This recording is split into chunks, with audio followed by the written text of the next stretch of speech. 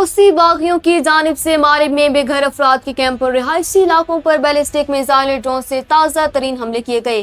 جن کے نتیجے میں 2 افراد جاں بحق جبکہ 14 زخمی ہو گئے ہیں۔ تفصیلات کے مطابق سرکاری خبر رساں ایجنسی نے مقامی حکام کے حوالے سے بتایا کہ یمن کے ایران سے منسلک حوثی گروپ نے جمعے کو مغرب کے رہائشی علاقوں اور کیمپوں کو نشانہ بنایا۔ اس کے جواب میں یمنی فوج نے ہفتے کی صبح اعلان کیا کہ اس نے متعدد محاذوں پر حوثی فورسز کے خلاف جوابی کارروائی کی ہے اور خبردار کیا ہے کہ اگر ان کے دستوں پر دوبارہ حملہ کیا گیا تو مزید سخت عسکری اقدام اٹھایا جائے گا۔ حکومتی ذرائع کے مطابق اس تازہ ترین جھڑپ سے ایک دن قبل مغرب اور حضرموت میں ملٹری کیمپوں پر ہونے والے حوثی حملوں میں کم از کم 30 حکومتی اہلکار شہید ہو چکے تھے، جس کے بعد دونوں فریقین کے درمیان سالوں سے جاری نسبتاً خاموشی شدید کشیدگی میں بدل چکی ہے۔ اقوام متحدہ کے خصوصی نمائندے ہانس گرنبرگ نے جمعے کو خبردار کیا کہ حوثیوں کے ان حالیہ حملوں اور بحر احمر و خلیج عدن میں تجارتی جہاز رانی پر دوبارہ شروع کی جانے والی کارروائیوں کے باعث یمن 2022 کے اقوام متحدہ کی ثالثی میں ہونے والی جنگ بندی کے بعد سے سب سے بڑے پیمانے پر جنگ کے شدید خطرے سے دوچار ہو چکا ہے۔